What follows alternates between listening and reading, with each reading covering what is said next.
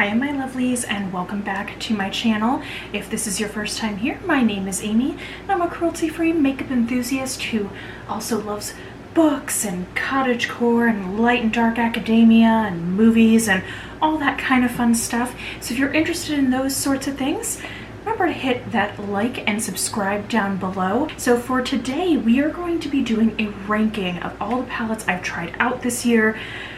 I meant to do this a while ago, and I have had palettes back from the holidays that I've been trying out all year long, and I never really got to share my feelings on some of them. I will be doing another one very soon because I actually have some other newer palettes that I've tried out where I could probably do like ranking the past 5 palettes that I've tried out.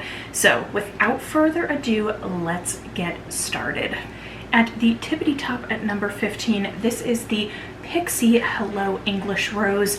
This is trash. Let me tell you, I have been wanting to try this palette for so long, and I found it at a TJ Maxx, and I should have known. I got it at a discount. I just thought it was so cute. I thought the colors were so pretty, perfect for springtime, that you have these kind of two almost like blush highlighter hybrids, and the highlighter, love the lavender shade in there. Guys, this is not pigmented. It's not worth the money. Don't pick it up. It just blends away into nothing. I want to point out too that these two darker brown shades are exactly the same. Let's see if my camera can kind of focus on those two. Do you see those? They're the exact same shade. They're awful. So let me show you the lavender one, because that was really the pop of color that I thought was super pretty, and it's like nothing. It's very chalky. Let's see if this will focus. Very, very chalky. Kind of comes out to nothing when you blend it out. The next palette is a very interesting novelty palette, and that is the Gothic Romance by Necromancy Cosmetica. I have a full review on this on my blog at compassionatechic.com, where I do swatches. I have professional photography with that one as well. The concept is really cool because it looks like this book sleeve, and the rest of it folds out like an accordion. So let me show you. This part comes off. This is a detachable mirror, and then this unfolds, and it's like an old-fashioned room divider, and you get all these pretty shades, and it's got this beautiful artwork on the back as well.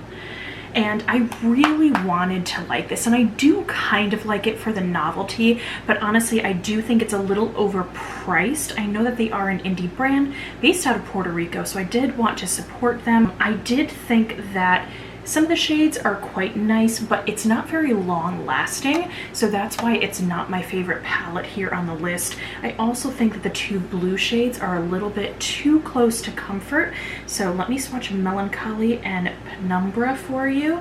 So as you can see, they are very close in tone. One is just a bit more gray toned, so I feel like when you're working with this on the eye, they both come out quite similar. And as you can see, they don't swatch the best, but I did enjoy the looks that I got when I was using this palette. So all is not lost. It's not a fail. I'm definitely holding on to it, but I think it's just something worth mentioning, especially if you're going to invest in a palette. I think this one's a little overpriced, and I don't think it is as long lasting and doesn't have much of a buttery formula. The next palette I'm going to talk about I actually don't have with me. It's the Sigma X Stephanie Lange palette. The reason why I don't have it is because I've already sold it. I put it up on Poshmark. It's not because I didn't dislike the palette. I didn't think that it had a really good lasting quality. There was a bit creasing that would happen. Like I took the brown shade and tried to put it all over my lid and in my crease, and I found out throughout the day it did kind of wear off.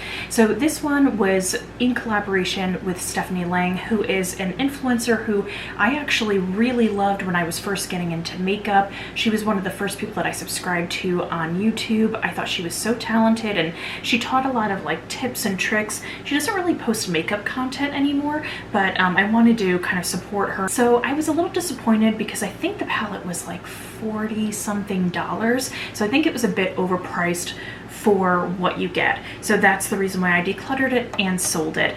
Oh, and speaking of declutter, this Hello Rose one, I'm totally decluttered. The next palette we have is another novelty. This is the Storybook Cosmetics, the Starry Night palette. Van Gogh is one of my favorite artists. I think this is a gorgeous piece of artwork here, and I love the idea of this. I have been waiting for this since like 2018. I think they were saying that they were going to release it then. So it comes out with this little sleeve that looks like a book. This is the book here, and it's kind of raised. There's texture on it. And then if you open it, you get the mirror and then all the beautiful shades that match the colors that are in the painting. So Storybook really did a lot of research when it came to this palette. I think it's stunning. The details to it are quite beautiful. Look at that gorgeous, gorgeous drawer that you get in here for storage. But there is a lot of very interesting textures on this. This is the shade Resting. This is a beautiful shimmery metallic silver, and it's unlike any other shades in the palette. So let me show you that one. Look how beautiful that is.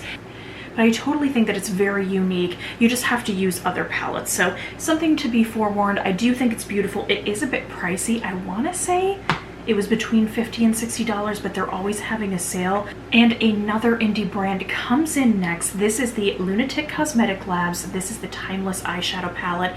You can see me do a kind of get ready with me playing with new makeup video where I used this and did a look. I'll put that up in the corner so you can watch it. I think this is really fun. So if you twist it, these shadows come out. So it's really pretty. It's kind of more mauve-y, cooler tone. There's only one shimmer in it. The rest are mattes. I think these blended out beautifully. I really like Lunatic Cosmetic Labs formula. And this is just a nice everyday palette. I think you can go kind of like deep and gothy with it too if you want. But for the most part, I kind of use this just for lighter looks. I think it's very dependable. All right, so coming in at number 10 is actually a collection of palettes. These are the Bambi Collection palette that they did in collaboration with Colourpop. My first reaction to these was that I didn't need them, and I thought that they looked a little funny for Colourpop. They've never really done a short little design like this that can fit in the palm of your hand, and the little rectangle pans are different from Colourpop. So I didn't know what they were going with this, but then the more I picked this one up, the Thumper one first, and the more I tried it, the more I liked it, so I ended up picking up Flower and Bambi as well. Thumper is definitely my favorite one because there's some really pretty pinks and taupes and a little bit of purple and green. This one was just really easy to use in the springtime. I would just throw a couple colors on and then go out, and it was just super work friendly, and I loved the colors for spring. I'm gonna show you Flower as well. Flower is the purples, super cute. And then Bambi, this one is the vegan palette out of the collection. Super cute, warm tones, like this one for my blue eyes. So I really can't complain about these. I think they're very nice, very easy to wear. I wouldn't say that they're like the highest pigment in my opinion with my experience with Colourpop palettes. So these were really fine for what they were. I just think they're nice, everyday, easy palettes. So if you're a beginner, these are really good, and they're always on sale now, so if you can get these on sale, don't pay full price. The next palette was actually gifted to me around Christmas time from my coworker, and this is the Too Faced That's My Jam palette. It is so cute. I love these little mini tin palettes. The formula is surprisingly good on them as well. I remember when they kind of teased all these new smaller tin ones, this was the only one that I was interested in.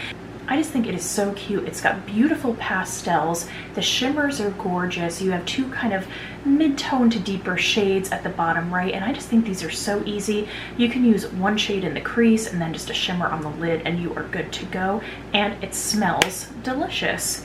At number 8, we have a shocking palette.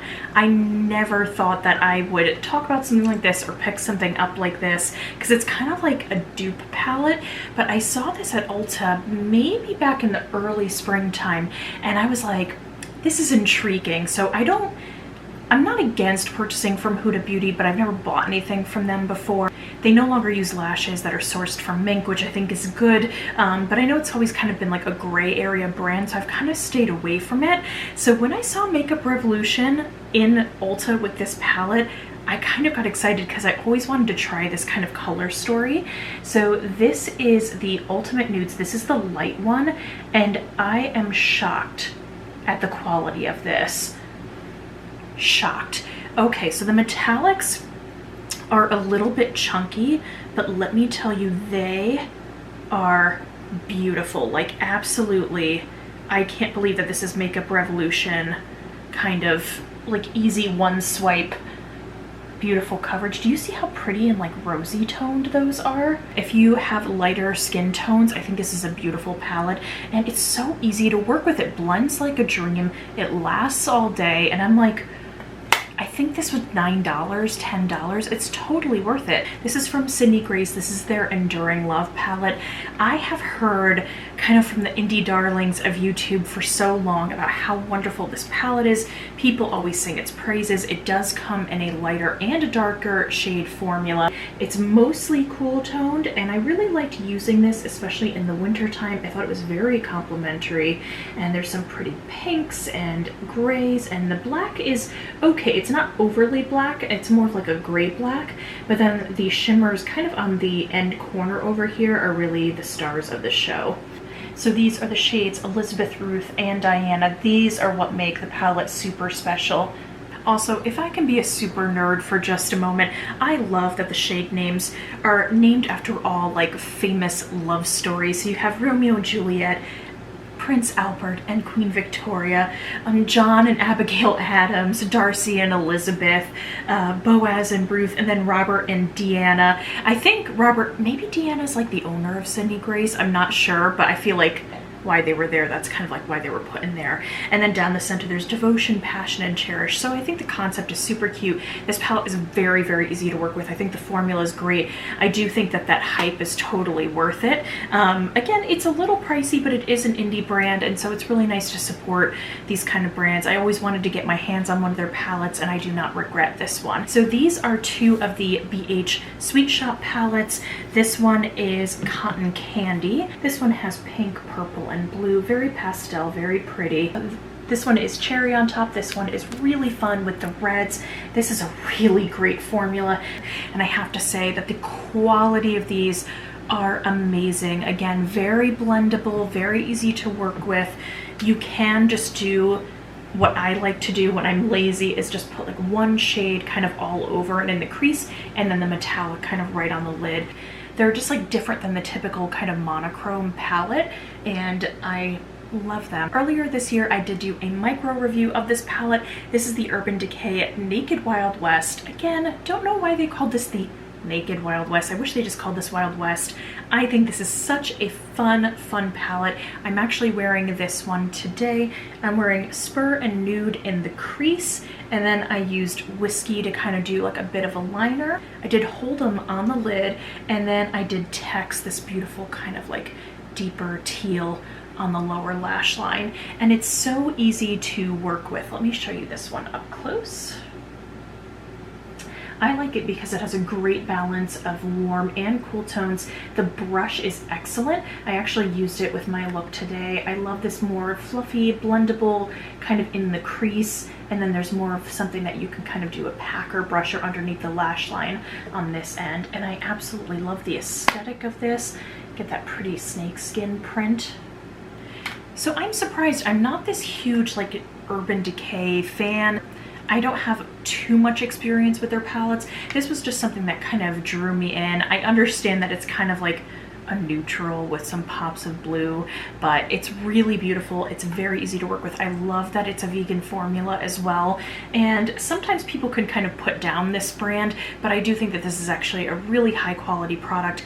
I only paid $25 for this, which for me, it was very worth it for $25. I don't think you should pay like the full price of $50 or whatever it is. I had points at Sephora, so that's when I got this, and I do not regret it. It is something that I've probably used at least 15 to 20 times since I got it. The next palette is something I've used even more than the Urban Decay one. I know this sounds so basic. I know people like to kind of poo-poo this brand too, but I think that this palette is excellent. This is the Tartlette Juicy palette. They had originally done a mini Juicy palette in the holiday collection. I know now that they've come out with a Tartlette, like a regular sized one. I don't know what they're doing. I think it's the same shades as this, just more condensed. Never tried that one. Then this came out in the spring. I did not pay anything for this palette. I got it for free. My sister-in-law gave me an Ulta gift card for Christmas, so when this palette came out I went and got it. There's a little bit of pink and plum and peach and some neutrally brown shades, a little bit of taupe as well. This one was definitely my most used palette this spring and summer. It's just so easy to jump in, grab a couple shades, and it's very light. I wouldn't say that you can't get like a really heavy look or like smoked out look with this, but I just really, really like it, and I think it's great for everyday use. And plus, look at the little dandelions on it. Isn't that adorable? Getting down to the final three. So at number 3 is a palette I've really enjoyed. I think it's very versatile again because it has a balance of cooler and warmer tones and some really fun, sparkly, intense shadows. That is the Nomad Land of Ice and Fire. It's the Iceland palette. I did a whole review and I did 2 looks with this palette. I'll link that video up above as well.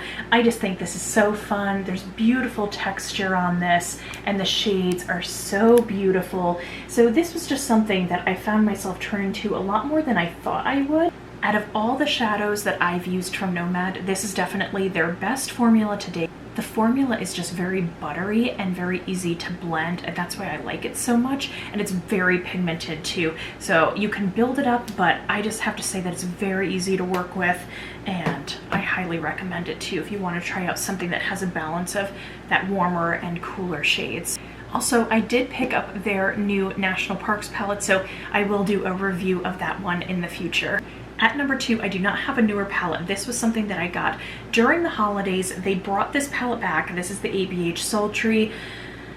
I had wanted this for a while. I always thought this was such a really beautiful palette, and when I finally got my hands on this, ABH did like a whole kind of Christmas package with it. I got to try their mascara and their eyeliner with this, and it came in a pretty cute little set, so I ended up getting it.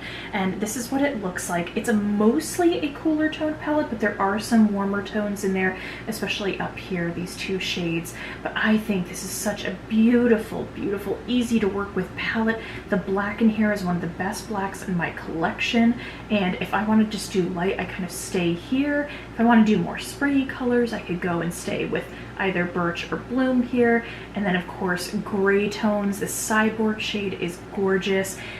So anyway, I'm so happy I finally have my hands on this. I think this is an excellent, excellent palette, and it's totally worth the hype. I can't say enough good things about it. At number 1, this palette I recently reviewed. I've been playing with it for some time. It is the Butte Bean X Shroud Cosmetics It's Freaking Bats. It's just so unique. It's the most unique out of all these palettes here. It's so easy to work with. The color story is phenomenal. I just love these shades so much. I love the shadows. I love the formula. I love Butte Bean. This was just really great. I know a lot of people had some kind of bad experiences with this brand upon ordering this. I had to wait a very long time too. I'll put my review up above. I did end up waiting 7 months to get this palette. For me, it was totally worth the wait. I know when people put money up front and then they have to wait a really long time to get a product, I can understand that people can get upset. Again, I was okay waiting because I have so many eyeshadow palettes, but it's just so beautiful, and this is my number 1 palette that I've tried this year. So that is it, my friends. Thank you, thank you, thank you so much for watching. If you made it this far, comment down a little peach emoji in the comments down below because you are sweet as a peach. All the links to my social media, website, and everything else will be in the description down below. If you want to see more content like this in the future, remember to give a comment and like and subscribe. And until next time, remember to stay compassionate and chic. Bye!